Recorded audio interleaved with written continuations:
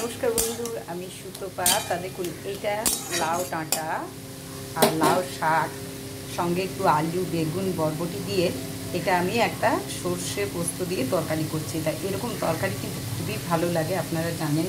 আর এই যে এখানে শিলে বাড়ছি সর্ষে পোস্ত আর কাঁচা লঙ্কা, তাই এই তরকারিটা করবো। এটা দিয়ে গরম ভাত খুব ভালো লাগে, আপনারাও করতে পারেন। এটাকে আমি প্রথমে 5 ফোড়ন দিই, তেল দিয়ে 5 ফোড়ন দিয়ে একটা শুকনো লঙ্কা দিয়ে তার মধ্যে শাকটা ছেড়ে দিয়েছি, তারপর নুন হলুদ দিয়ে দিয়েছি।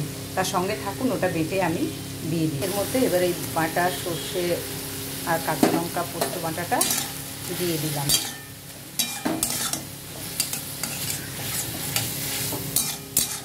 আজকে নেটের খুব অবস্থা খারাপ, নেটটা কাজ করছে না ঠিক মতো।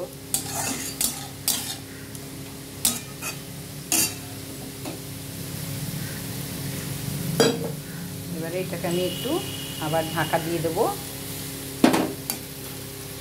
এটা কাঁচা লঙ্কা নুন দেওয়া আছে এটার মধ্যে। তা দেখুন বন্ধুরা, আমার এই যে ডাঁটা চচ্চড়ি হয়ে গেল। আর খুবই ভালো লাগে এটা গরম ভাতে। একবার এভাবে আপনারা করে দেখুন, ভালো লাগবে।